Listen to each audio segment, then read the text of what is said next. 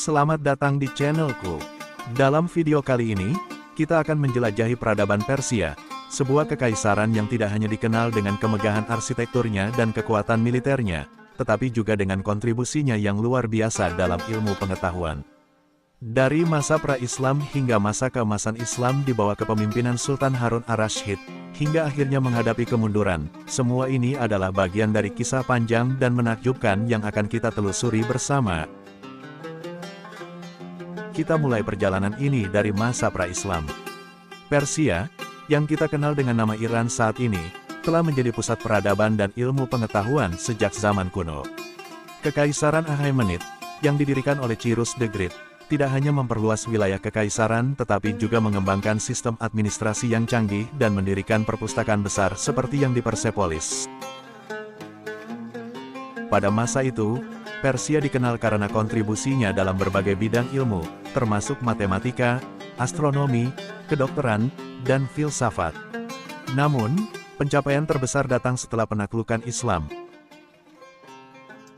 Ketika Islam menyebar ke Persia, terjadi perpaduan budaya yang luar biasa.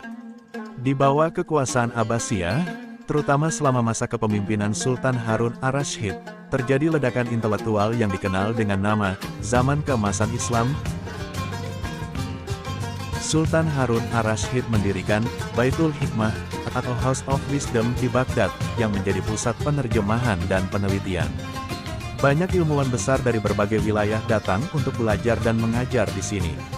Salah satu tokoh terkemuka adalah Al-Khwarizmi, seorang matematikawan dan astronom yang karya-karyanya menjadi dasar bagi perkembangan ilmu pengetahuan di dunia Islam dan Barat. Tokoh-tokoh cendekiawan terkenal seperti Ibnu Sina, Avicenna, yang dikenal dengan karyanya di bidang kedokteran, The Canon of Medicine, dan Al-Razi, Rhazes, yang terkenal dalam bidang kimia dan kedokteran, juga menghabiskan waktu mereka di Persia. Mereka tidak hanya belajar, tetapi juga mengembangkan ilmu pengetahuan yang berdampak besar pada dunia. Namun, tidak ada kejayaan yang bertahan selamanya. Kemunduran pengejaran ilmu pengetahuan di Persia terjadi karena beberapa faktor. Salah satunya adalah invasi Mongol pada abad ke-13 yang menghancurkan banyak perpustakaan dan pusat-pusat pengetahuan. Selain itu, perubahan politik dan ekonomi, serta meningkatnya konservatisme agama, juga berkontribusi pada penurunan aktivitas ilmiah. Pada awalnya, Islam sangat mendukung ilmu pengetahuan dan penerjemahan karya-karya dari Yunani, Persia, dan India. Namun, seiring waktu, muncul faksi-faksi yang lebih konservatif dan ortodoks yang memandang ilmu pengetahuan sekuler dengan kecurigaan. Banyak ilmuwan yang sebelumnya dihormati mulai menghadapi kritik dan pengucilan. Tidak terkecuali Ibnu Sina, Avicenna.